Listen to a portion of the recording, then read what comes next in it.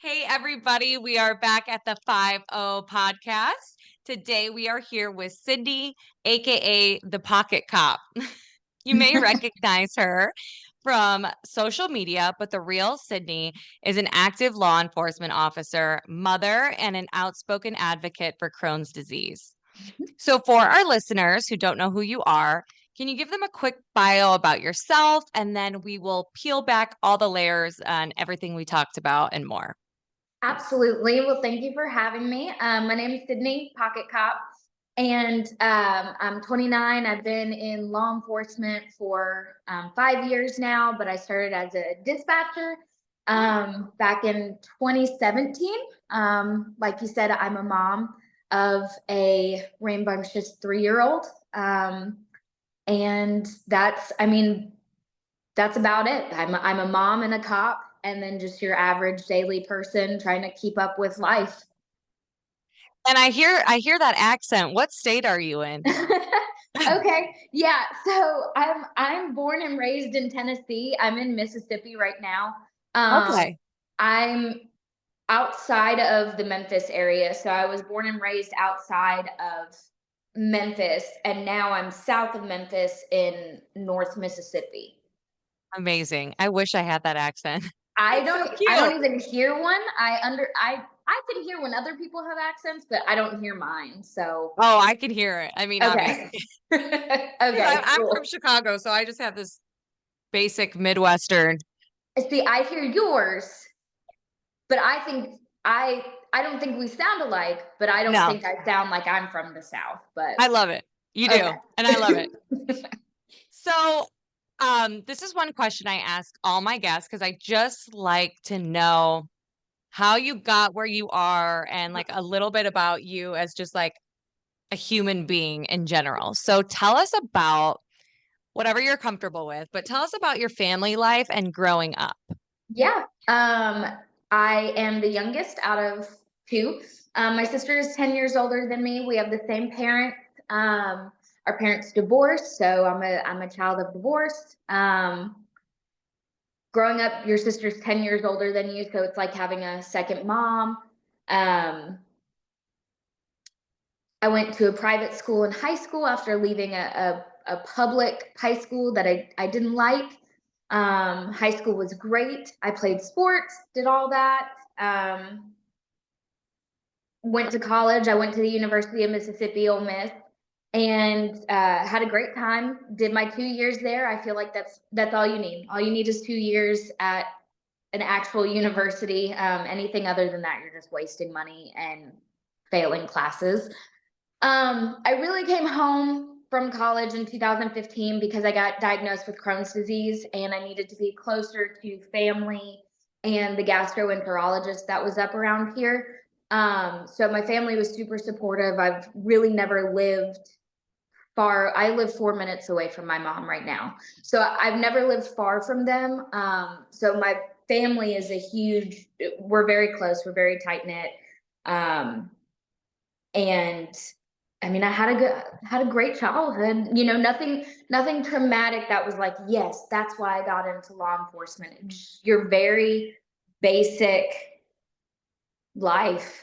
But That's yeah, good though, yeah, because sometimes, because that's why I like to ask, because it can totally go either way. And I grew up very yeah, much like you, like mhm, totally normal, very blessed life. Family is yeah, great, like nothing. I almost feel like the reason I was drawn to becoming a police officer is because I wanted to see how the other side lived because I was grew up so blessed and I didn't right. know about any of that. And sometimes when I see some of the calls that I go to or families that I meet, I mean, it genuinely is eye opening because I've just never experienced life the way that other people have lived. And I don't mean that in an ignorant way. Like you said, we're blessed doesn't make others less blessed or anything. Our lives are just on a different path. And so, Mhm. um, you know, the town that I grew up in was it's an uppity town. So I didn't see a lot of people down on their luck. And even we were on the poorer side and I had no idea. So it's always eye-opening seeing the way that other people are growing up and living. Yeah, me the same. I was Yeah. like the poorest kid on the block in a nice neighborhood. Exactly. Yeah, yeah, We were middle class. I I tell my mom the only reason I knew, and of course I was living with a single mom, but that wasn't anything different. A lot of people had stepdads and stepmoms. So, yeah. but the only reason I thought that we were poorer than everyone else was we didn't have a two-story house. We didn't have an attached garage, and we didn't have a refrigerator in our garage, like for all your Cokes and Right. stuff. Like all So the extra stuff. yeah, I thought if you had a refrigerator out in your garage, you were rich, you've made it. So Yes. I never knew that she was actually a struggling single mom. Right, right. And she never showed me, and I'm very fortunate that I got to have a normal life despite her struggles. Yeah. No, absolutely. And Yeah. it probably makes you like the determined, strong woman that you are being raised by like single mom who had to raise two Yes. daughters Yes. on her own, basically. Yes, like I said, everybody else's parents were already remarried or things like that. My mom did not get remarried, did not date throughout my childhood. I always had my dad there as well, but my parents were together for 19 years and then got divorced. And when I was 6, I had never seen my mom date, cry, whatever. Yeah. I never actually saw her. Not that I know she has them, but it makes me more determined as a mom to be like, okay, well, my mom did this for me. I can do this for my daughter, no matter what the struggle is. She did it with less money and less of a village. I know I can get it done. Yeah. Yeah, absolutely. Yeah, that's awesome. I hope your mom can hear this one day. Oh, oh, she will. She is my biggest Yeah. fan. Like as soon as I tell her this, Oh, good, yeah, because she's good. watching my baby right now. So I Oh, she sounds amazing. That's yes, awesome. yeah. So, with all that being said, what inspired you to become a police officer? Yeah. So, my story into law enforcement is it was my 15th birthday. I was hanging out with two girls that were older than me. One was 16, one was 17. And we had just gotten done having dinner in downtown Memphis, Beale Street, with my family. And we were coming back into our town and they wanted to go hang out at a friend's house. We were all going to spend the night at my house. They wanted to go to a friend's house. I said, yeah, we can stop off there.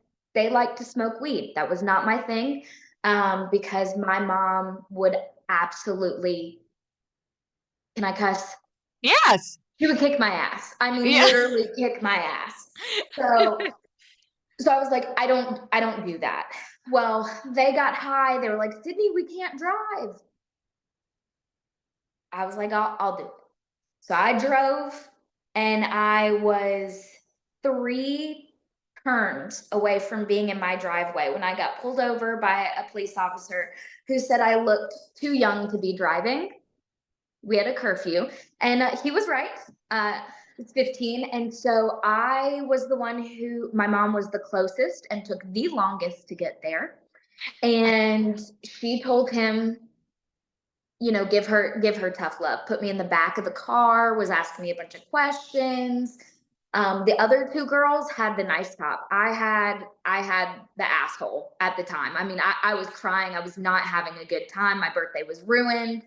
Um, my mom gets there. They open the back door of the patrol car. They're like, "What do you want to do?" And my mom goes, "Take her. I don't even want her." And I was like, "Oh Oh my!" my. I was like, "Oh my gosh." Well, they let me go with her, which then I was like, wait, no, don't let me go with her. Yeah, maybe I'd rather go with you. Yeah, I was like, no, no, wait. That that police officer, that because even when I had to write for college, what has been my most life-changing event? That's Wow. how, I don't want to say innocent, but just I didn't do a lot of things. And when I finally did start branching out and hanging with the wrong people, that was my formative event that happened. And I was grounded for 6 months, but those girls weren't my friends. True friends wouldn't put you in a situation like that. Um, and regardless, I mean, we just were only meant to be friends for that period of time. It's okay.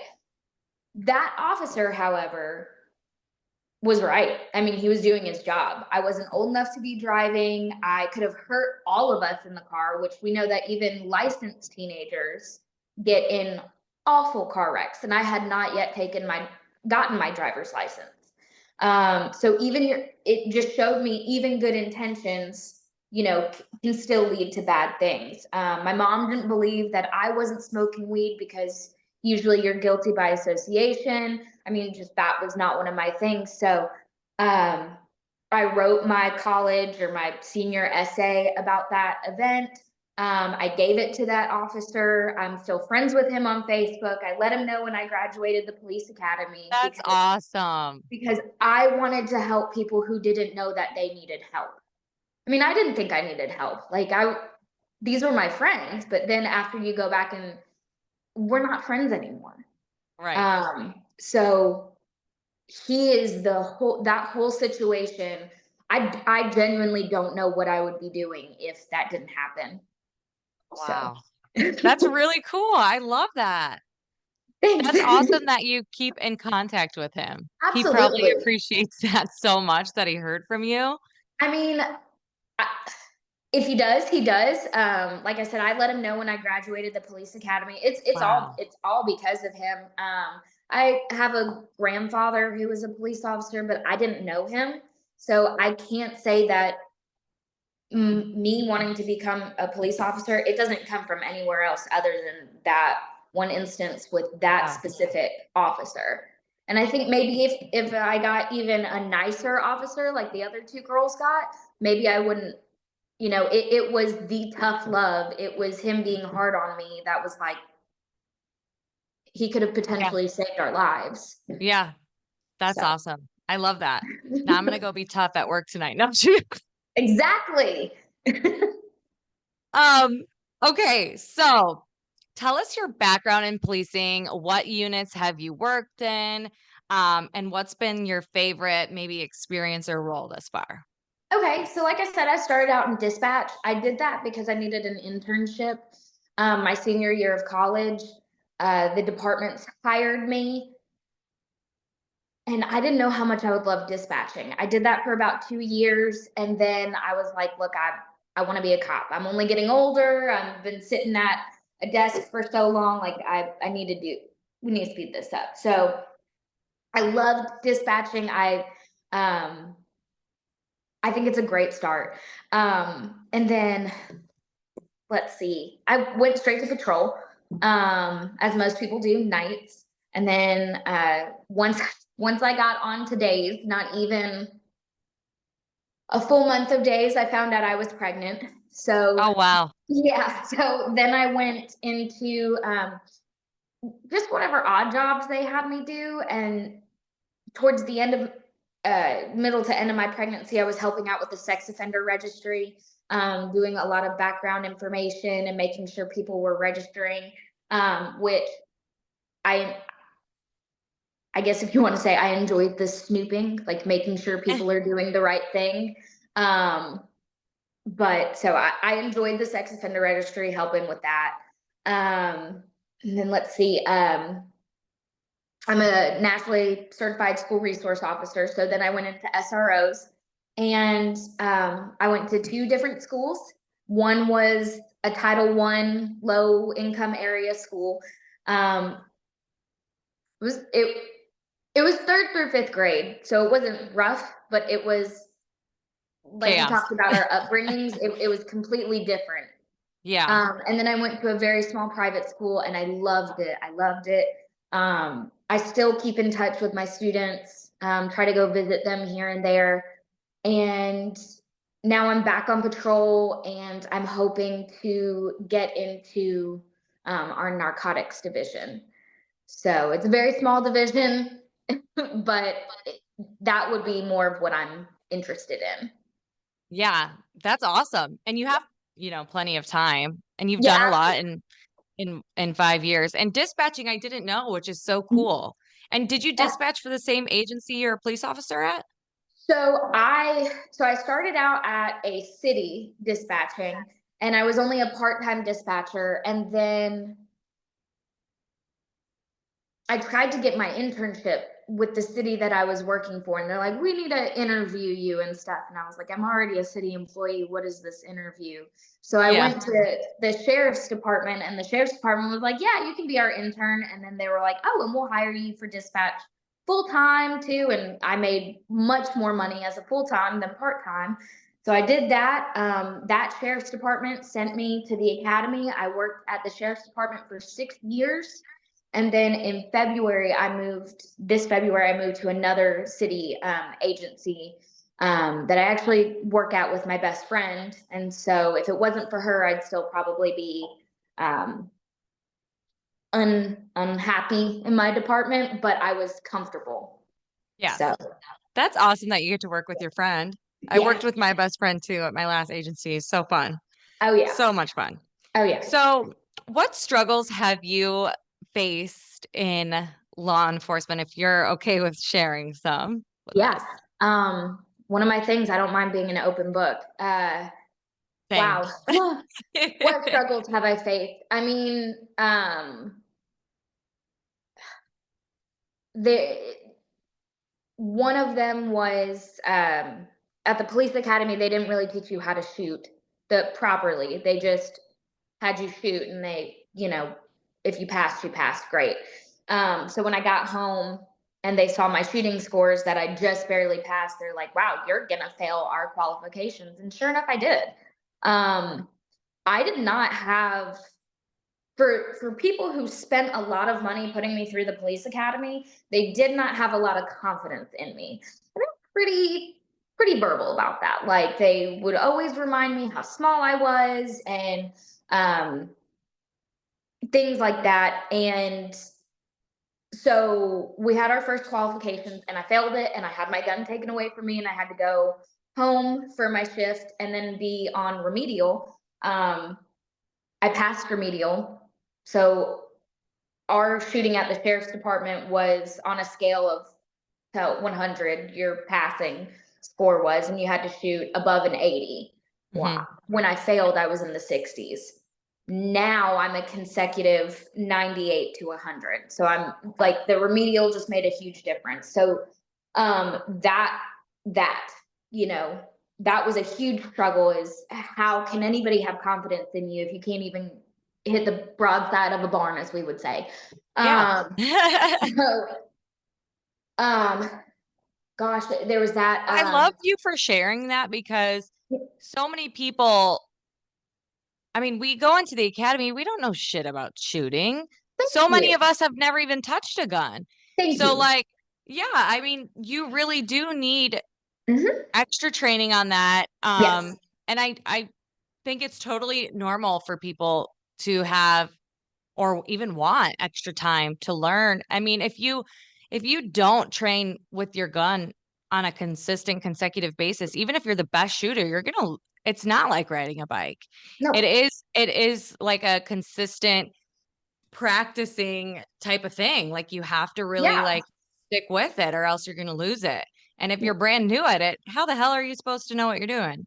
I was brand new with a pistol. I grew up deer hunting with my dad, so rifles and stuff like that was different. But carrying a pistol every day, I just genuinely didn't know. And when I would get frustrated and I would tear up and stuff, they would be very hard on me and just Oh yeah. they'd be like, "You're such a millennial. There's no crying on the range." And I'm like, "I understand that, but I'm genuinely trying. Like I'm trying, and it's frustrating."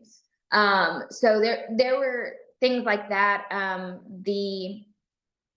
my gosh,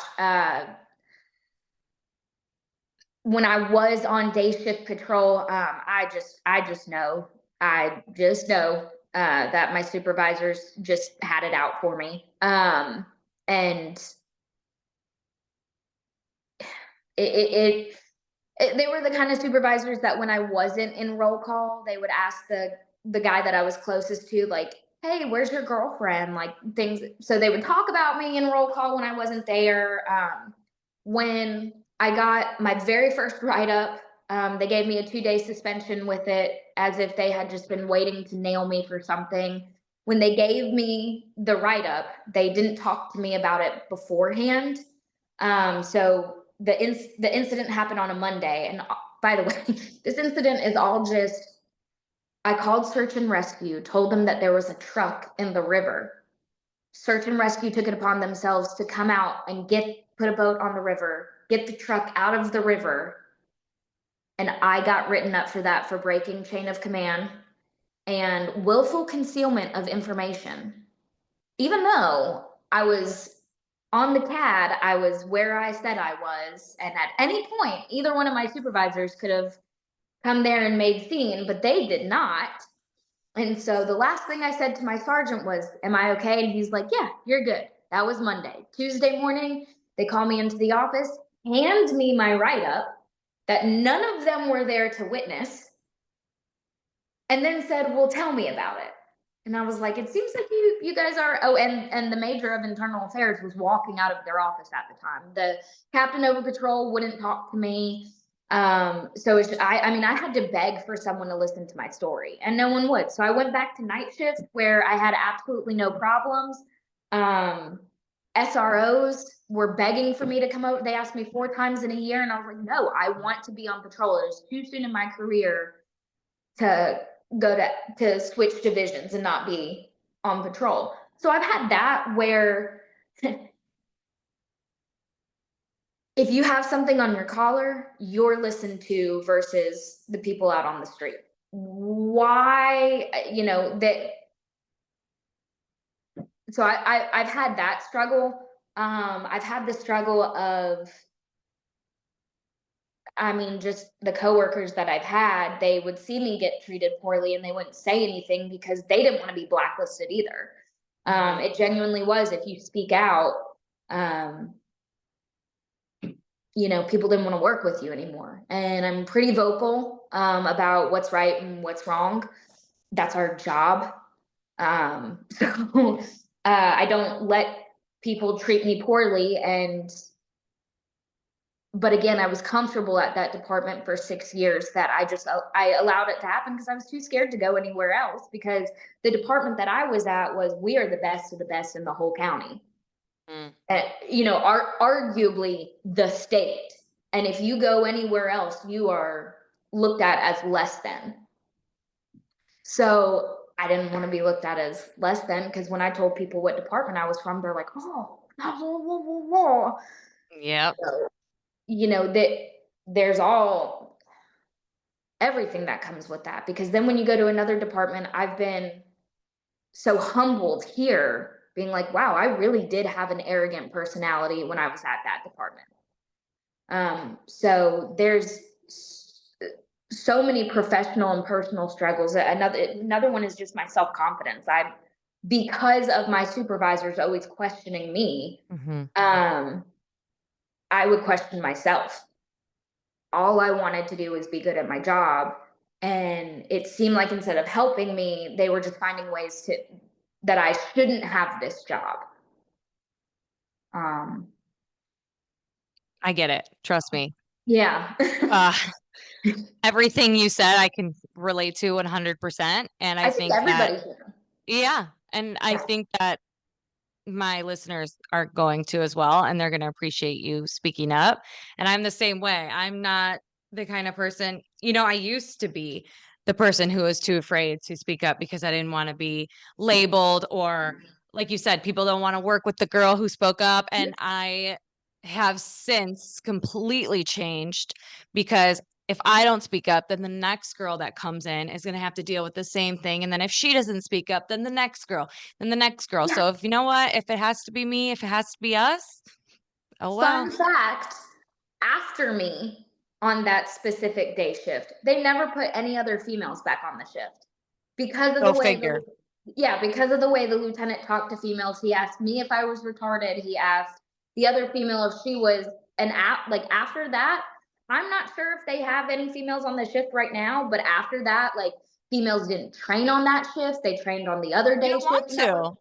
You don't want to. Who would want to? It's not that the females had a choice. It was the supervisors who assigned people for training. They just didn't put them on that Yeah. shift. And I'm Yeah. like, so if you know what the problem is, Yep. but we'll just avoid it. That's fine. That's Yep.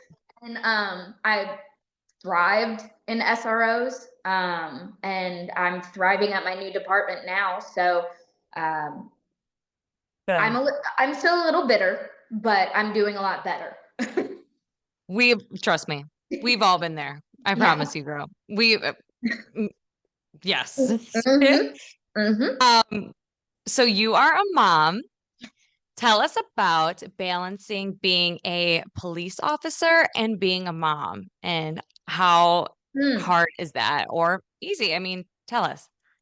Um, so, wow. For my people who have followed me like way back when, I made this Instagram story and it was me on night shift and I was just talking to the camera and I was like, I think it's really great for everybody that wants to be a mom. Like, I don't want to be a mom. Maybe I'm missing out on it. I was like, I feel like I should be a mom just because that's what I'm supposed to do. I said, but I don't want to be a mom. A month later, I announced on Instagram that I was pregnant. Like, I made that video while I was pregnant and didn't know it. Oh my God. That's Yeah. funny. Ah, So it's always funny when it pops back up because I'm like, whoo, like, joke's on me.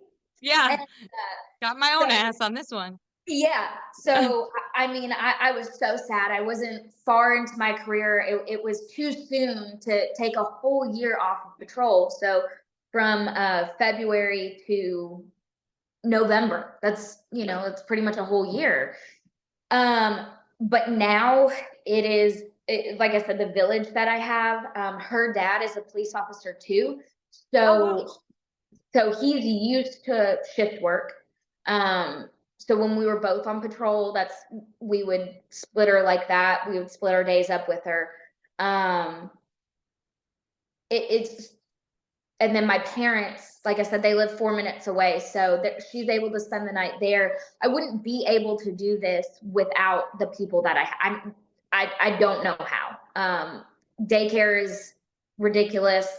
Yeah. Um, so if it wasn't the fact that my parents are able to do this for both me and her dad, because he works an admin job Monday through Friday or makes his own hours, and I'm a set schedule.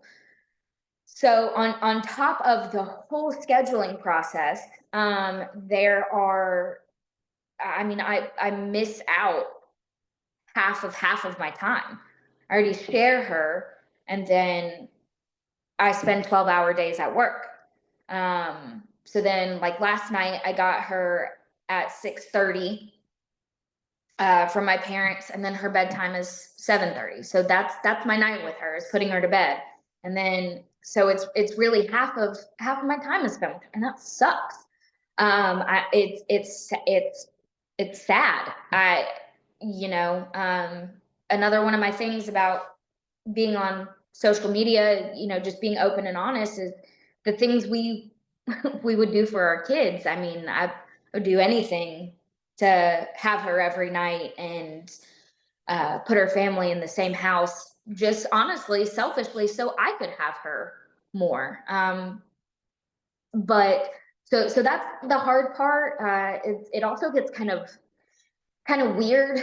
The kids that I see at work, um, the teenage suicides that I go to, and then I have to go home and be mom. It is a weird combination because I mean we had an infant death, and my mom asked me if I was okay, and I'm like, yeah, it's not my kid. So it's almost, again, weirdly compartmentalized because it's, wow, that is awful, but I can't dwell on what I'm seeing because I have my own kid and she's healthy and she's alive, and I have to take satisfaction in that because I'm trying to get home to her to see that. Mhm. Yep. So I wish I had a better word than weird, but in no It way is it. changes. I mean, I don't have a kid, but now I'm Yeah. a stepmom, so I guess things are a little Mhm. different. But I know that, like, how you were recording that video and probably how you are now, you probably even approach calls differently. You, like, are probably even your officer safety probably gone up because now you have Yes. something more important to go home to than just yourself. Like, you don't even realize how much you changed just as Oh a yeah, human, as an officer. absolutely. Um, Yeah. so yeah, it's not easy. It's just different. I have a lot of questions from followers and stuff that they ask me and I can't answer, but when you went through like maternity leave or you were pregnant, can you explain how like that worked at your agency for girls who are nervous because they want to start a family, but they're a police officer? Well, make sure that they have a maternity leave and policy because it's like I was the first deputy, I guess, to ever really get pregnant there. They didn't have anything in place, so Wow. yeah. So You're the it was second girl I've talked to about that actually. I had one other girl say that they didn't have like a maternity leave at I their know. department. Yeah, I know at my current department, they had to change it because one girl had 2 kids kind of back to back, so they're like, "We really, we need to do something." But at my first department, it was pretty much once you asked to come off the street, you were done, at that time, and they didn't really have anything for me to do. So, believe it or not, when I was a month or so pregnant, up to I think like 18 weeks is when they put me back with detectives. Um, so for a while, I was having the trustees clean the sheriff's department, and I would just sit there and watch them do that. Our trustees were nonviolent offenders, but nonetheless still felony offenders Oh my god. waiting to go to prison. And sometimes I would drive them, but I mean, I was still armed, and it got to the point where they're asking me like, "Hey, can you go get me coffee?" Or Oh god. yeah, talking about Mother's Day coming up. Like they knew I was pregnant, and so it see what your department offers. If Yes. not, freaking look online and pull a policy from another department and make your own. I had to. I took FMLA, and before FMLA kicked in, I had to use like a week of my own vacation time. Not Yeah. sure how normal that is, but I had to do that. Then FMLA kicked in. If I had her naturally, it was 8 weeks off. If I had a C-section, it was 12 weeks off. Only Uh, 8 weeks? yeah. Yeah. Oh my Um, god. so yes, I had her October 8th, and I went back like right after Thanksgiving, and then February of the following year is when I actually had to have colon surgery. And then that was about a 2 month recovery. So I was out for a while. I was using a lot of like short term disability leave it because I mean, once you use all FMLA is that. hard. I just used it for the first time, and I didn't know you had to use your own sick time and all that. uh, I don't know anything about that. My old well, agency was different, but what happened is like during my pregnancy, I got COVID. Actually, everybody in the house got COVID, and because we worked, so when my fiance got COVID, I had to be out because we worked at the same department, and that was when COVID was brand new and yeah. rampant, and they didn't know what to do.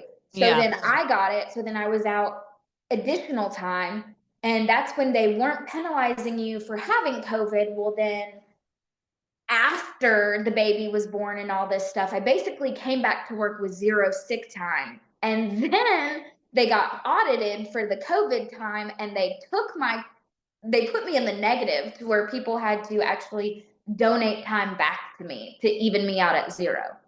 So they wouldn't take my pay. So it's just, Oh my God. yeah, it was a whole thing.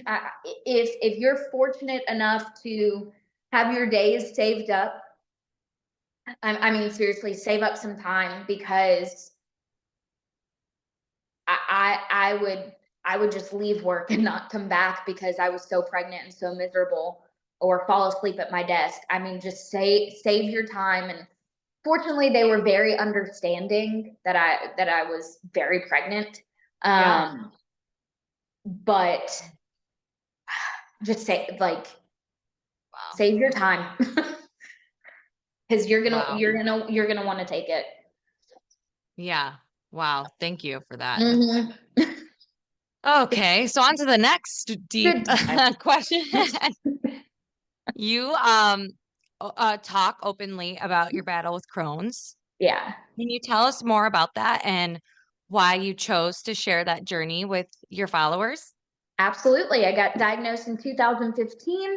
I was set to enlist in the military, Oh, and wow. I had to put all that back because once you get diagnosed with Crohn's, you're out. You can't enlist in the military. Oh, wow. My great grandfather is a Purple Heart. I'm named after him. Um, Many people in my family served. I just had this admiration for the military. I was like, that's what I want to do with my life. Because once you do that, then you when you retire out of there, you can do almost anything. You'll have a job, Mhm. you know. Um, I I didn't get to do that. Instead, like I said, I came home and started this new life with Crohn's. And I knew nothing. I didn't know anyone except for one person that had it. Um, and I was like, well, I still want to be a police officer. Couldn't find anybody who was a police officer that had Crohn's. Mm. I ended up just Googling everything I could. I found this one woman in Australia or New Zealand. They had done an article about her and her Crohn's disease, and we would email back and forth just Wow. about it all. She was the That's only how person. far you found someone who, Yes, she was the wow. only person I could find. And so then the more that I talked about it, I found someone with ulcerative colitis, which is similar but not the same. But it still has its difficulties and troubles. Just honestly, I did not find a lot of people with first responder jobs who had tummy problems. And I wasn't gonna I wasn't going to let that stop me. It just took away one dream. It's not going to take away my whole life. And people who are bad off with Crohn's, it is a really like, it sucks the life out of you. Wow. I dropped down to 98 pounds. I was sick all the time. I physically, like, couldn't get out of bed by myself because I was so weak because I couldn't eat. Um, I had I couldn't eat because I had sores in my mouth and then sores all along my intestines. And so I would have night sweats. So I'm losing weight that way. The medicine that I was taking was chemotherapy medicine. It was making my hair fall out. Oh my I started gosh. having problems with my eyes, where I would lose like some vision in my eye for hours, and just it was weird. And so I'm extremely iron deficient. I've had blood transfusions. I've had 19 centimeters of my colon removed after pregnancy due to two parts of it shutting off, like closing up. And I'm not done. Next year will make 10 years that I've had it, and I've never been in remission. I've always been on treatment. I've taken numerous pills and 3 different biologic shots. Um, to be honest, I don't have a lot of hope um, in a cure. I if they haven't found one yet, I'm not sure what they can't even tell you how you get Crohn's. I was gonna ask, like, is it hereditary or is it just like a It random it thing? it could be something that just happened one day. So it could be Wow. something that I ate. I've even Oh read my that gosh. it, I eat I, everything. it could have been along the lines of the detergents, like all the parabens and Oh, everything that are, wow. yes, like I mean, Yes. I just switched all my hair care, all yep, my skincare to yep. all clean, paraben free, all that because I was seeing it was linked to breast cancer and other things, but I didn't even think about Crohn's too. And that's what I mean. Once I got diagnosed and I was telling my mom all the possibilities it could have been, she was like, I'm so sorry. You know, she thought she could have somehow given it to me because You we never ate. know. There's so many things that Yeah. we put on our bodies and our hair and our face and in our mouths. Like you And said, even our detergent. yep, Wow. it could be environmental. It could be a cause of everything. They just they don't know, and so it's hard for me to be like, yeah, they're gonna make a breakthrough when they just haven't yet. Yeah. Um, So, and it's been 10 years and I've never been in remission, and there is no diet that I can follow. If you look on things that aren't good to eat, it's everything. Yeah. Yeah. Red meats, nuts. Especially in the United States. Right. Everything.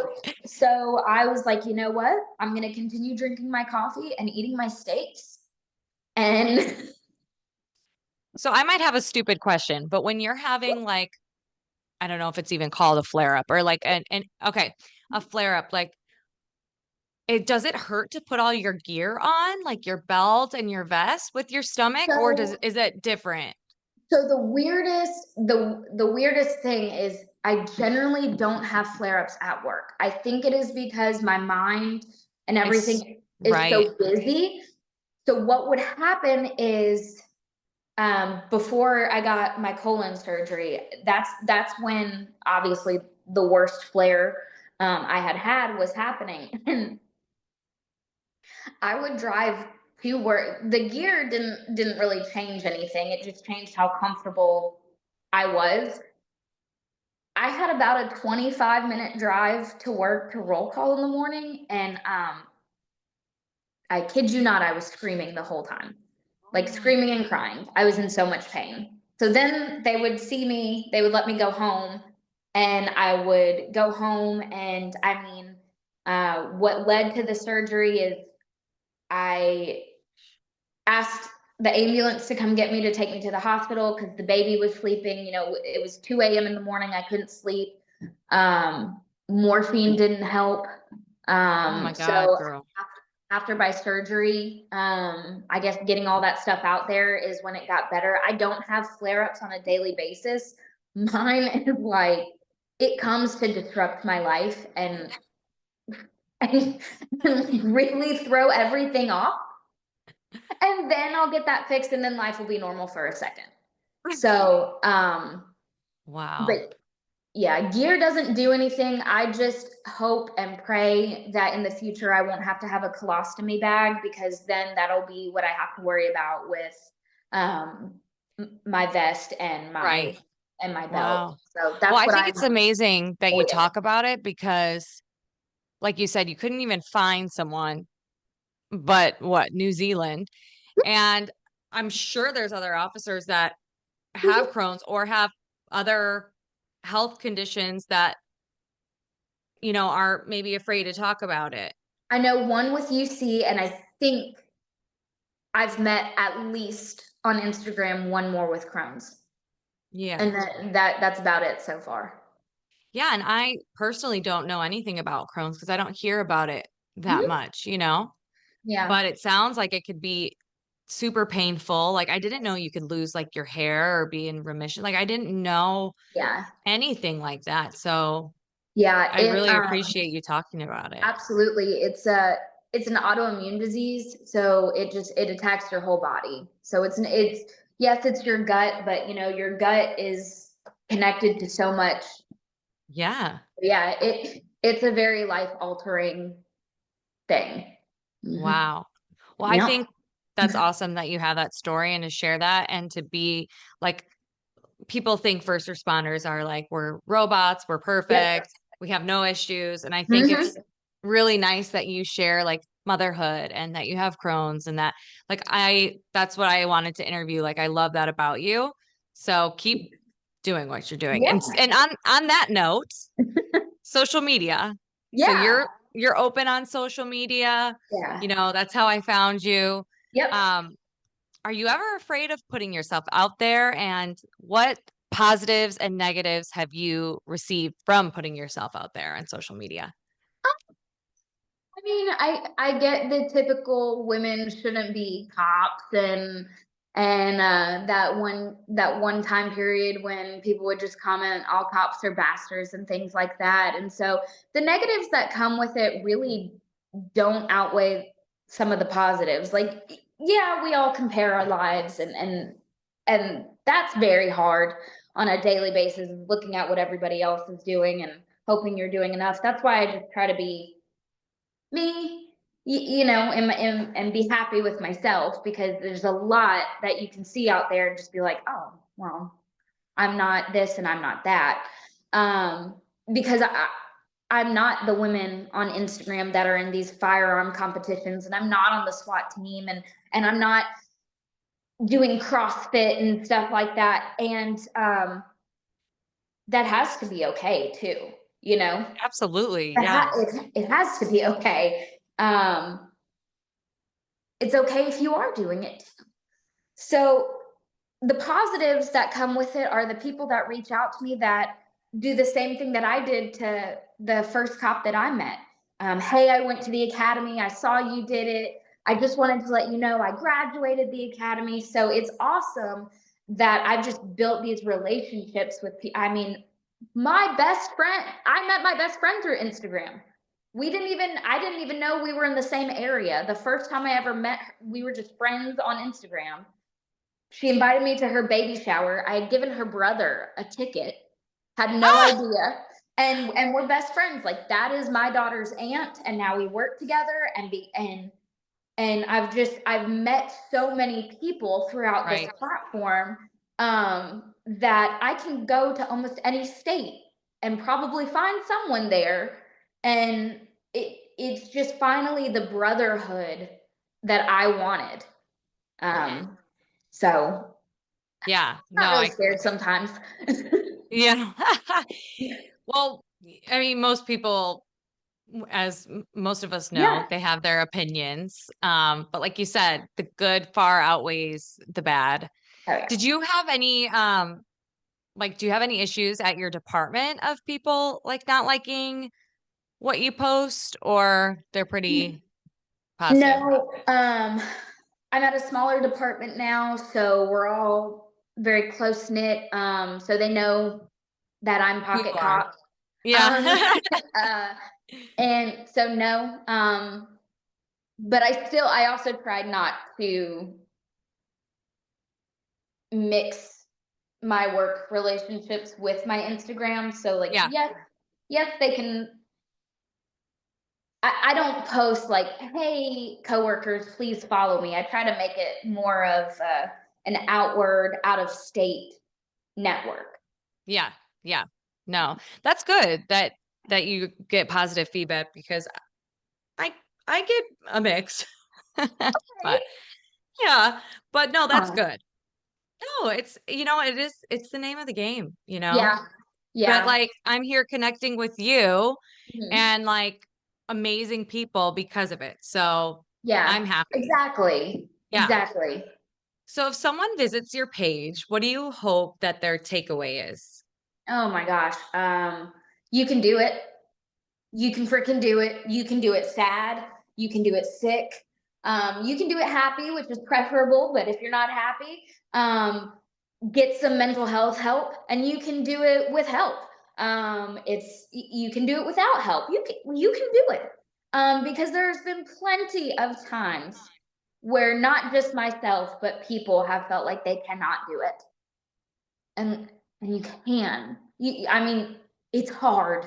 Life is hard. Policing is hard. Motherhood is hard. Families, relationship, everything is hard. It can be done. And so I want people to take away from my page, reach out to me. Maybe I won't get back to you immediately. Maybe you get lost in my messages, but goodness, I'm here for you if you have nobody. I would love to celebrate with you. Ask me questions. I mean, it's what it's here for, is networking, and any way that I can be of service, um, I'm here for it. That's Yeah. amazing. I love your energy. I love your Thanks. energy. I just, I have struggles too, and I think one way that we really help ourselves is by helping others. Oh yeah. And that's exactly why you're a police officer. I wouldn't be any. I genuinely, I couldn't be anything else. I have no idea what I would do. Yeah. Yeah. Amazing. Yeah. I totally adore you. Like I knew I was Thank going to you. love you, but I didn't know I was going to love you this much. And honestly, you remind me a lot of myself, but you're like this cuter, more southern version of me. I'm like, this girl is like like you're very similar to me. I really, really like you. And Awesome. And I know my listeners are going to love this episode. I think I love that, and that, like you said, we're more similar than we thought. And I think that's a lot of women in law enforcement. We see each other and we immediately, is she going to be better than me? You know, we have this inner competition. Yeah. And it's not about, if you want to go be on the SWAT team, go do it. If you want to do this, go do it. But at the end of the day, like, we're daughters, we're someone's significant other, we're mothers, we're women, and we get pretty much treated that we only know what we go through. And I think if we just realize we are more similar, um, with each other than adversaries, I mean, I think a lot of women would get a lot along a lot better. Agreed. Clip. I Yeah. need that clipped. I love that. Yeah. I love it. I love it. Thank you so, so much for being Absolutely. here. I know you're Yeah. busy and you're a mom and you got to get care for your daughter to be here. And I appreciate that so much. No Um, problem. Thank you for having me. yeah, stay in touch and please be safe. And Absolutely. where can my listeners find you? @_pocket_cop_. That's it. I'm just on Instagram. That's all I do. I love it. Thank Yeah. you so much, Sydney. I Thank appreciate you. you. Thank We'll you. stay in touch. All right. All right, girlfriend. Be safe, please. You too.